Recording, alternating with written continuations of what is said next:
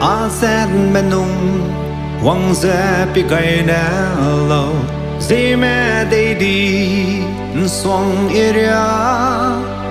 Puidi su kelepla ndugie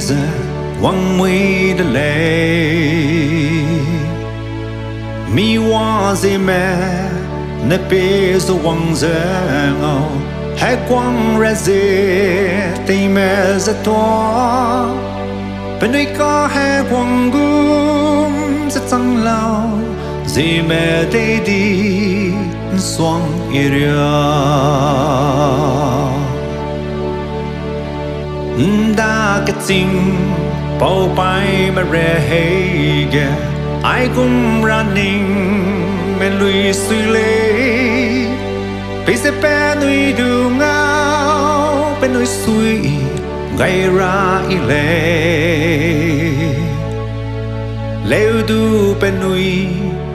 du tất cầm đi đa bên nuôi ram him rapa chang da anui anui đi zeti lung chu su ke azet meno Zeme Deidi Nsong Hera nem mai anui to be anui keilei bam du chang miramme anuigut teize mui belung sui sao za lung ke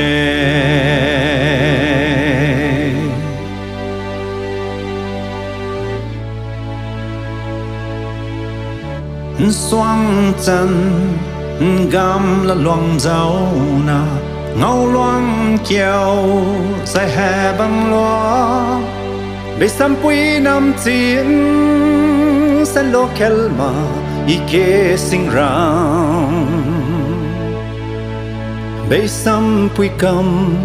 tăng kinh quy kim beu ki asam mani purna galan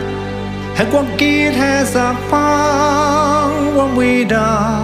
lung tu su ke azet mena Zeme Deidi Nsong Hera nem mai anui to be anui keilei bam du chang miramme anuigut